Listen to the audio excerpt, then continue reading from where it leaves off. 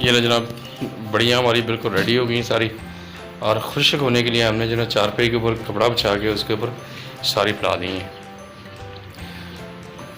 इनको फैला के उसके बाद आपने करना है पंखा चला देना ताकि जल्दी जल्दी खुश्क हो जाए। आलू बड़ी बनाएं और मज़े से एंजॉय करें, पुलाव बनाएं, जो भी आपका दिल करता है बनाएं।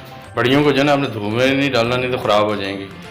छाँव के अंदर रखना है, पंखा चलाना है ताकि इसका पानी खुश्क हो जाए। तो दोस्तों उम्मीद है कि हमारी वीडियो आप लोगों को अच्छी लगेगी। वीडियो अच्छी लगी तो प्लीज़ चैनल को सब्सक्राइब, लाइक और बेल आइकन को प्रेस कर दें। तो आज के लिए इतने, इंशाल्लाह कल फिर किसी नई वीडियो के साथ मुलाकात होगी। अस्सलाम वालेकुम, अल्लाह हाफ़िज़।